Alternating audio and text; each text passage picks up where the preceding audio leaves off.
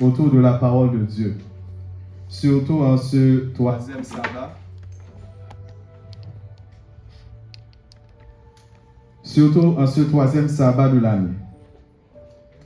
Chers amis, je veux croire que notre Seigneur a un message spécial pour son peuple en ce début d'année.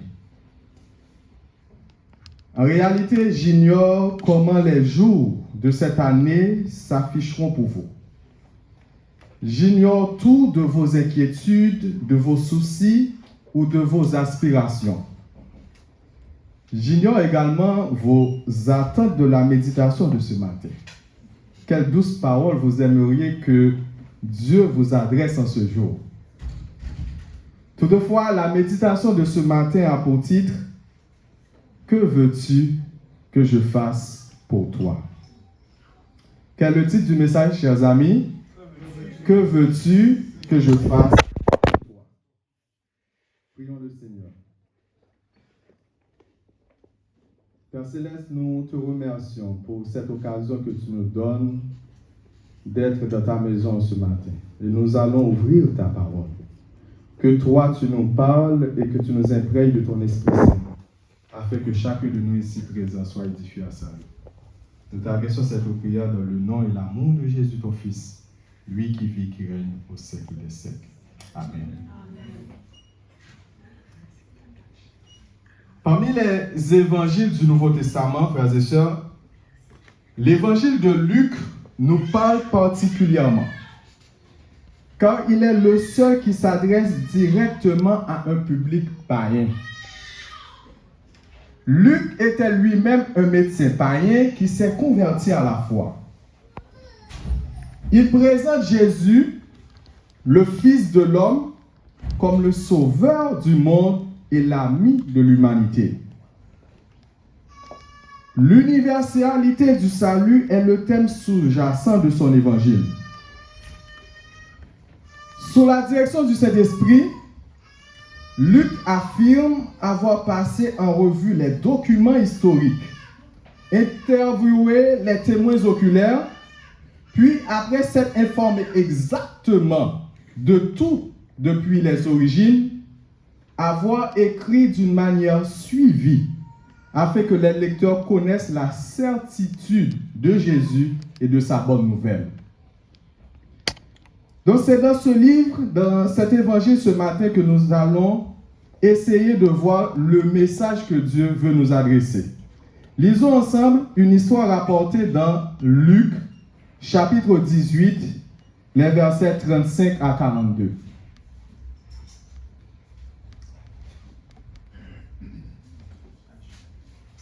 Je pense que tout le monde a une Bible, soit sur son téléphone ou pas. Luc, chapitre 18, et nous lisons les versets 35 à 42.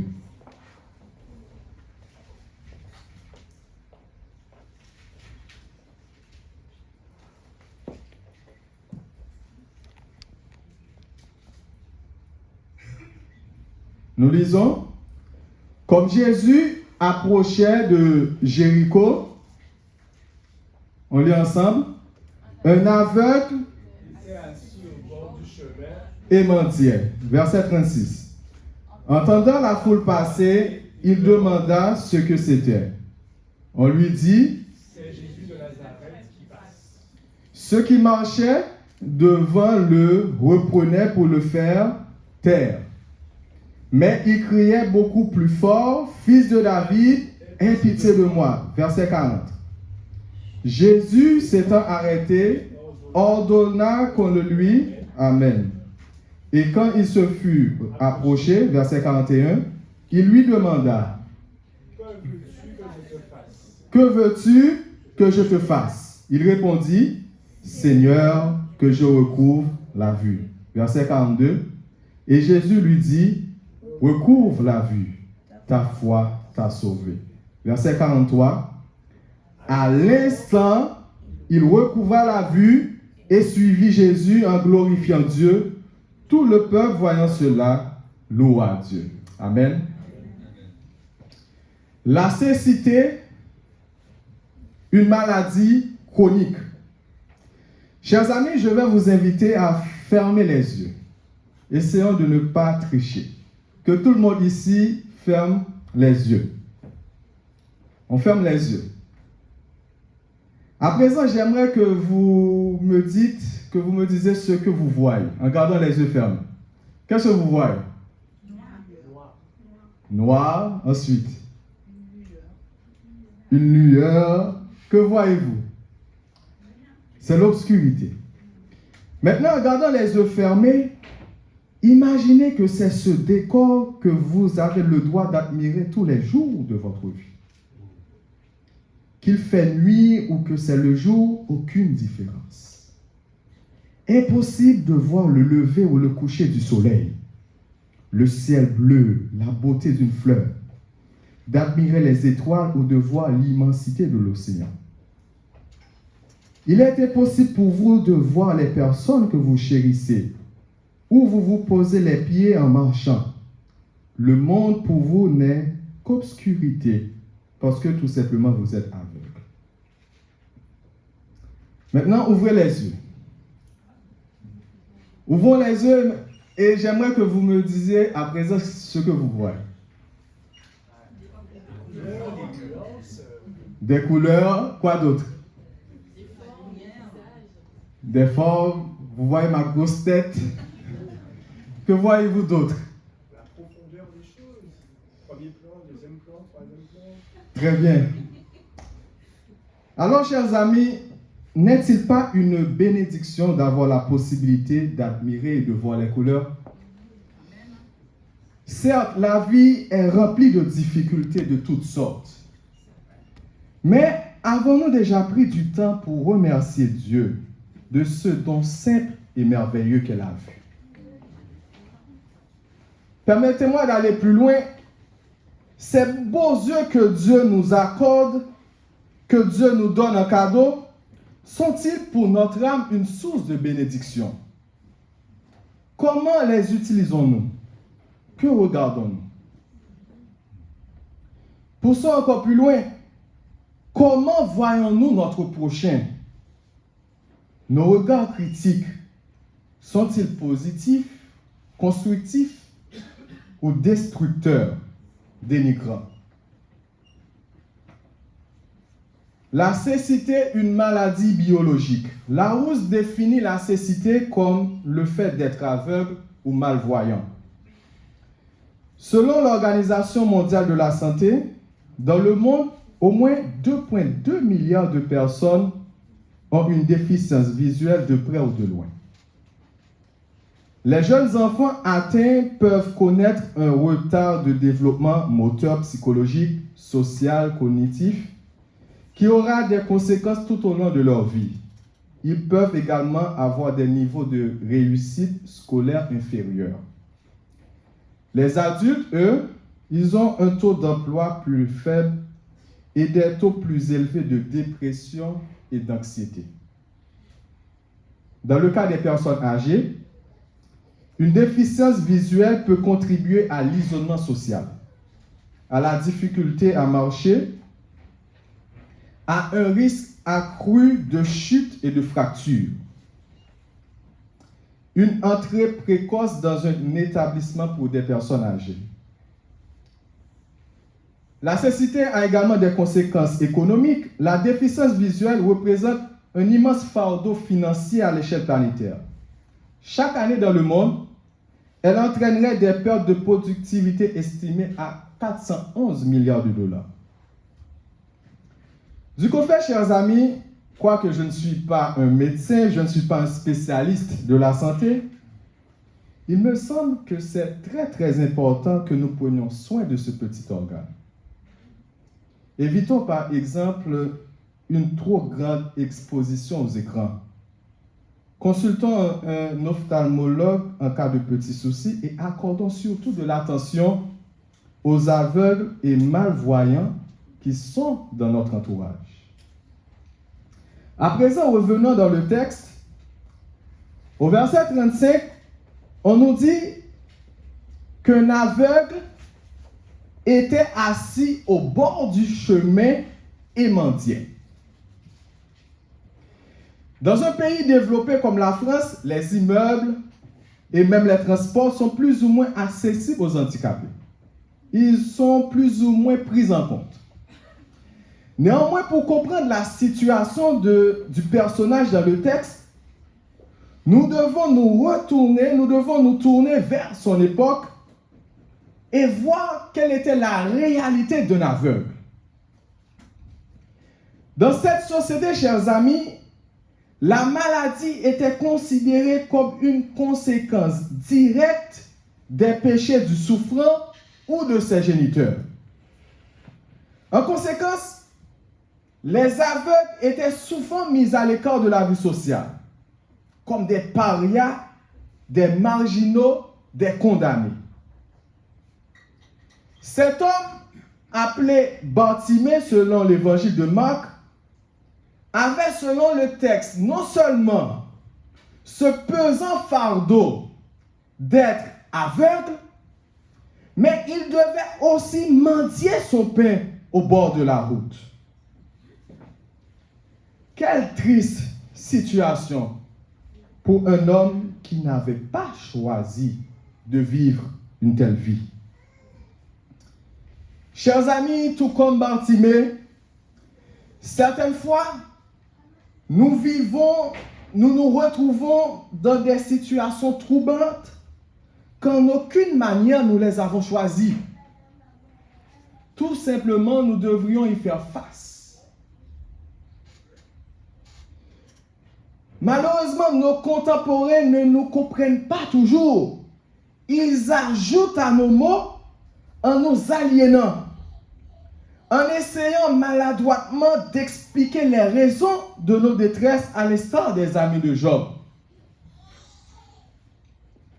Aujourd'hui, je suis heureux de partager avec vous cette déclaration de Jésus que nous trouvons dans Jean 11, verset 4. Alors qu'on a appris, qu'on est venu voir Jésus, on lui a dit que son ami Lazare, il est malade. Jésus a répondu en disant, cette maladie, ce problème, cette difficulté,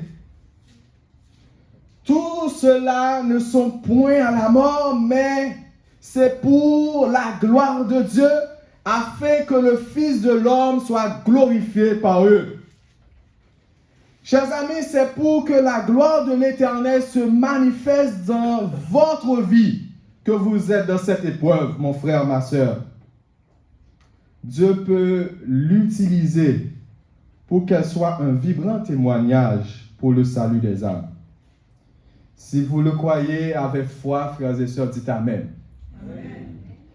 C'est pour la gloire de Dieu s'éclate dans votre vie que nous nous trouvons dans cette situation. Je ne prêche pas ici la résiliation, mais la foi, la confiance dans un Dieu bon et merveilleux. Je vous invite à prendre courage en 2024, chers amis, car le Dieu de Bartimée, il est un Dieu fidèle. En plus d'être une maladie biologique, la cécité, malheureusement, est aussi une maladie spirituelle. Comparativement à un aveugle physique qui sait pertinemment qu'il est malade, il admet qu'il ne voit pas.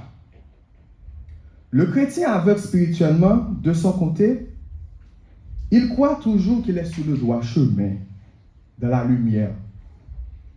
Probablement l'homme ou la femme le plus saint qui existe, et que tout le monde est contre lui. Il est le premier à critiquer, à pointer du doigt, le premier aussi à être victime d'une parole ou d'un comportement de frère, d'une sœur pour ne plus revenir à l'église. C'est quelqu'un qui sait tout, qui trouve toujours une réponse dans la parole de Dieu pour appuyer ses opinions. Il y a bien une raison valable pour s'habiller ainsi, pour ne pas être ponctuel à la rencontre de Dieu, pour être matérialiste, pour être d'abord professionnel, étudiant, amoureux, parent, avant d'être un enfant de Dieu.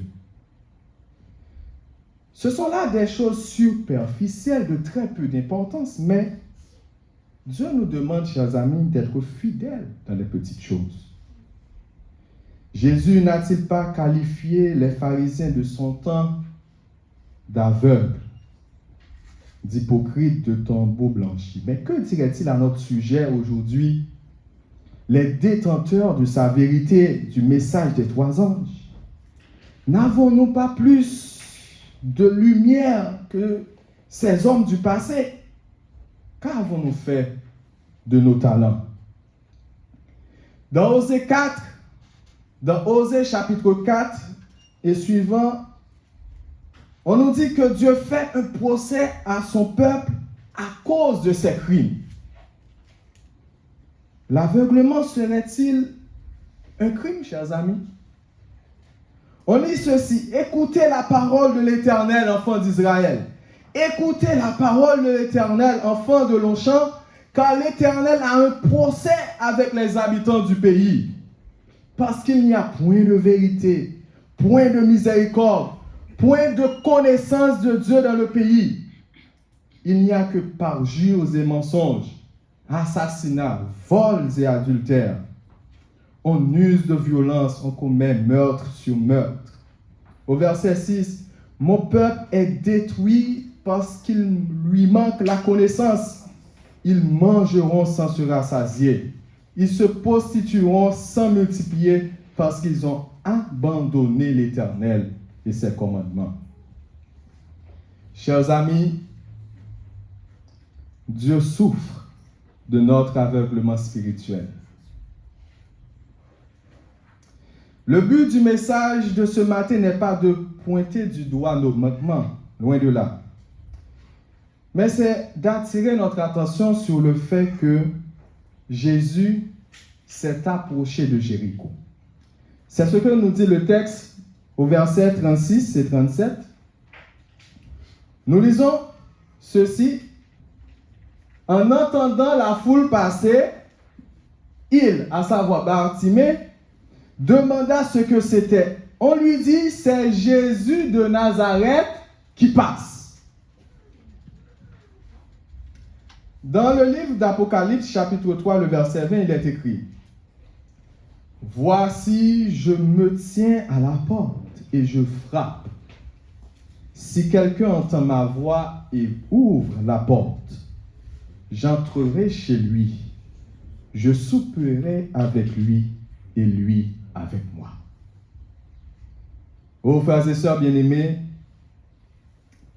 j'en ai la certitude qu'en ce matin, Jésus passe à nouveau ici à Longchamp. Il frappe à la porte de mon cœur. Il frappe à la porte de ton cœur. Qu'allons-nous faire?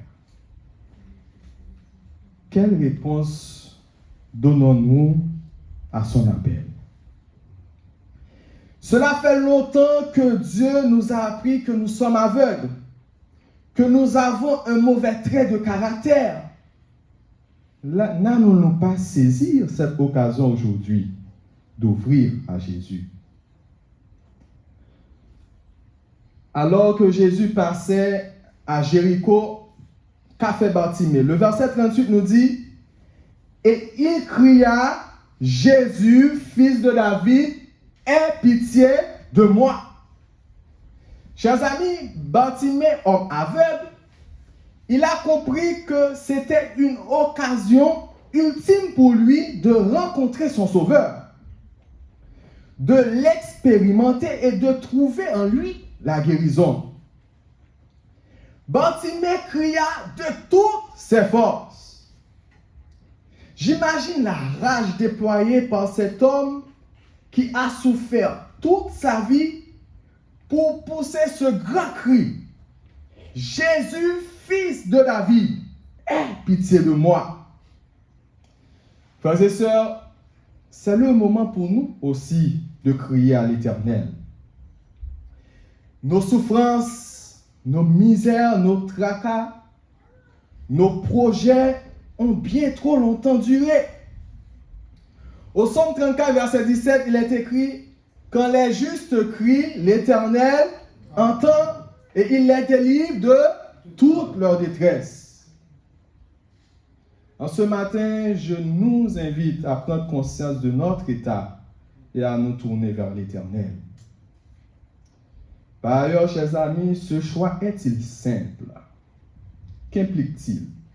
Au verset 39, nous lisons « Ceux qui marchaient devant le reprenaient pour le faire taire. Mais il criait beaucoup plus fort, Fils de David, aie pitié de moi. » En sorte que, mes chers amis, Bartimée était déterminé, convaincu que Jésus était la solution à son aveuglement. Il savait qui il appelait, qui était Jésus de Nazareth. Il savait que ce jour-là devait être son jour à lui. Oh bien-aimés, nous aussi, nous avons besoin de connaître le Christ. Nous avons besoin de connaître Jésus. La foule sera toujours là. Les tentations, elles seront toujours au rendez-vous pour nous pousser à nous retourner vers les anciens sentiers de l'esclavage du péché et de l'aliénation. J'ignore en ce matin ce qui vous empêche à vous abandonner totalement à Dieu. Ce qui vous empêche à faire alliance avec lui. Toutefois, en cette année 2024, Jésus passe encore à la porte de votre vie. Et c'est à vous de saisir l'occasion de lui ouvrir avec conviction et détermination. Dans nos projets également, durant cette année, nous avons besoin de la persévérance, de l'endurance. Il y aura certainement une foule de difficultés et d'embûches. Mais comme Bartimée, redoublons d'efforts dans la lutte pour atteindre nos objectifs nobles. Que s'est-il passé à la suite? Au verset 40, on nous dit « Jésus, s'étant arrêté, ordonna qu'on le lui amène. Et quand il se fut approché, au verset 41, il lui demanda « Que veux-tu que je te fasse ?» Dans d'autres versions, « Que veux-tu que je fasse pour toi ?»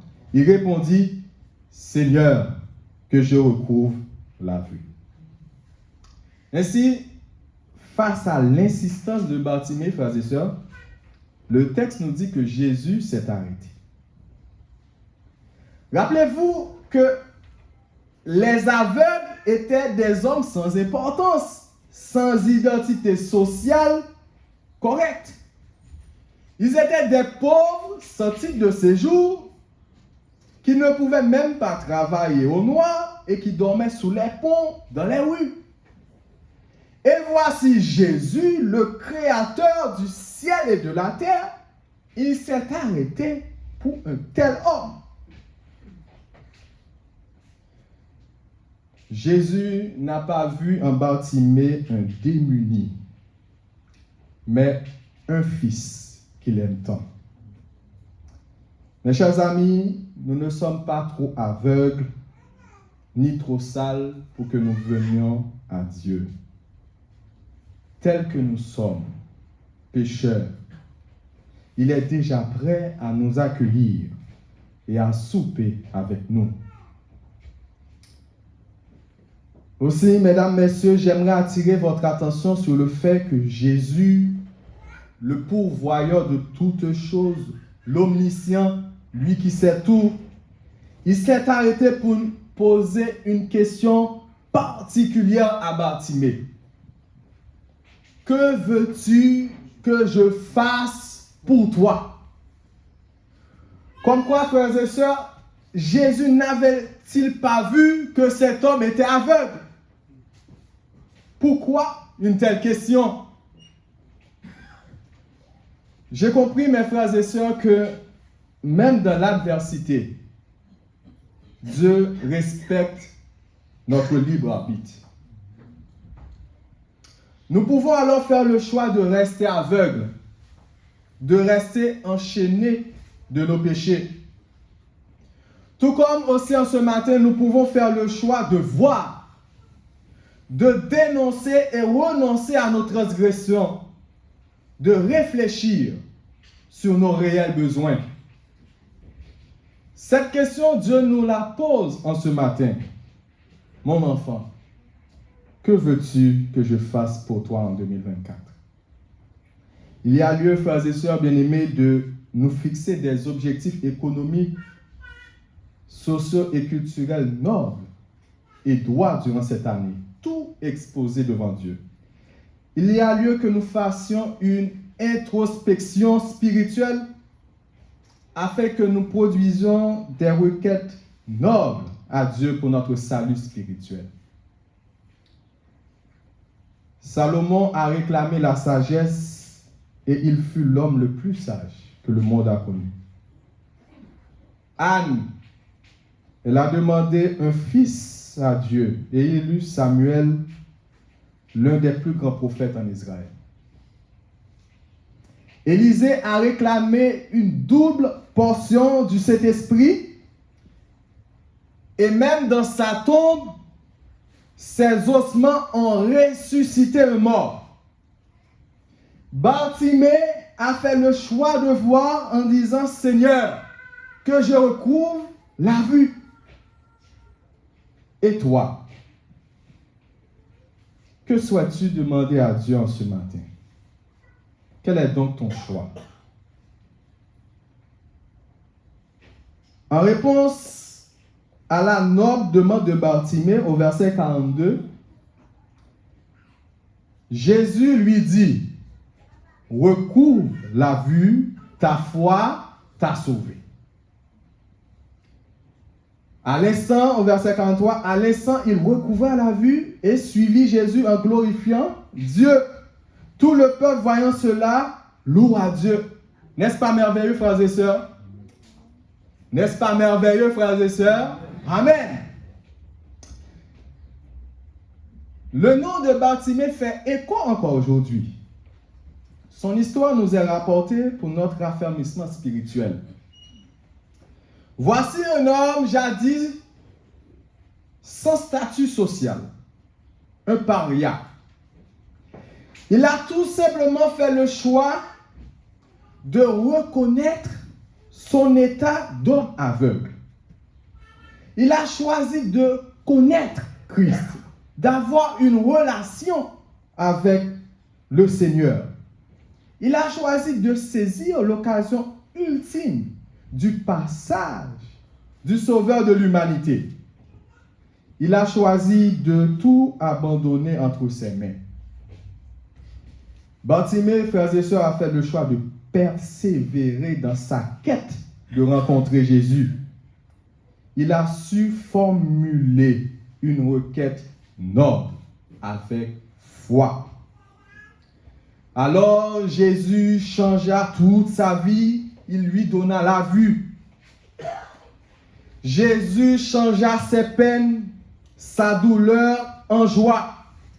Le texte nous dit qu'il glorifiait Dieu. Amen, frères et sœurs. Mais par-dessus tout, Bartimée, il devint un authentique disciple du Christ. Le texte nous dit qu'il suivit Jésus. De la condition d'homme aveugle, par la grâce de Dieu, il est devenu un disciple qui accorde la vue aux autres, frères et sœurs. Tout le peuple, en voyant cela, loua Dieu. Ce même peuple pour qui il était un paria. Ce même peuple qui lui barrait la route, qui lui empêchait de crier à l'Éternel. Eh bien, par ce prodige extraordinaire que Jésus opéra dans sa vie, ce peuple reconnut que le Dieu de Bartimée est le seul et vrai Dieu, frères et sœurs bien-aimés.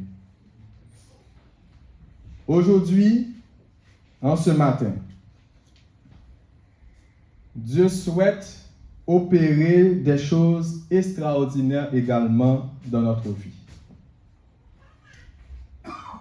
Il souhaite nous donner un statut, nous guérir de la cécité, de l'aveuglement spirituel. Il souhaite nous soulager de nos maux et de nos inquiétudes.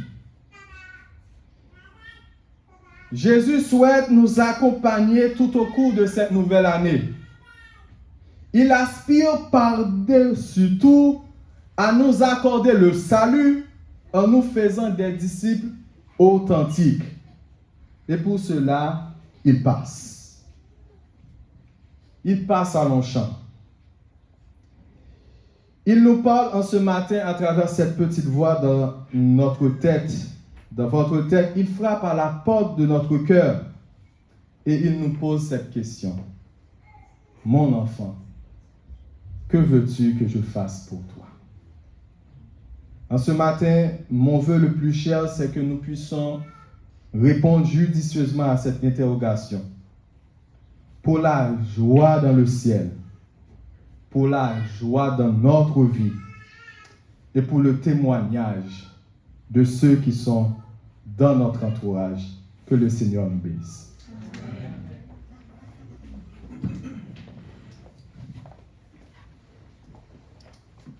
Que veux-tu que je fasse pour toi? La semaine dernière, je regardais une interview et l'un des protagonistes disait qu'un étudiant demande à son enseignant quelle est la différence entre like et love. Vous connaissez like et love? Love, I love, ça veut dire quoi? Et I like? J'aime. Et l'enseignant répond à l'étudiant que aimer de la façon like, I like, c'est quand on voit une belle fleur et qu'on l'arrache.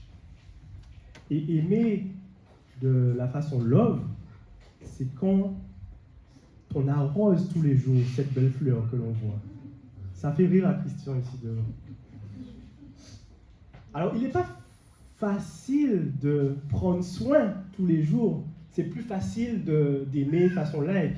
On voit quelque chose et on l'a vu pour soi, on l'arrache, on apprécie les choses, on consomme et tout.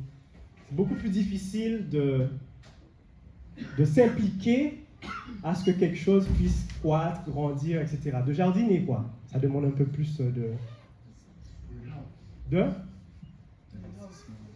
love. De love que Christian a dit. De love. Demande plus de love. Plus d'implication.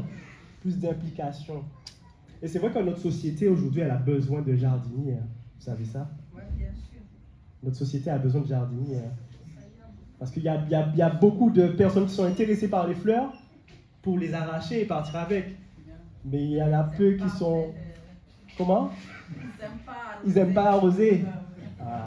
Et pourtant, c'est l'enjeu de toute notre société. Alors les amis, j'aimerais nous encourager à pouvoir repartir avec cette idée de jardiner, de prendre soin. Comment? Ah oui. La semaine dernière, dernière chose, j'avais fait passer un petit message. Vous vous souvenez du message à la fin? Qui déjà, c'était quoi? Est-ce que tu te rappelles? De dire bonjour à nos enfants. Alors, vous avez pu dire bonjour à vos enfants qui étaient absents? C'était les enfants absents. Vous avez pu dire? Oui, féliciter Kedesha, David. C'est peut-être pas l'unanimité. Alors, je vais réitérer encore.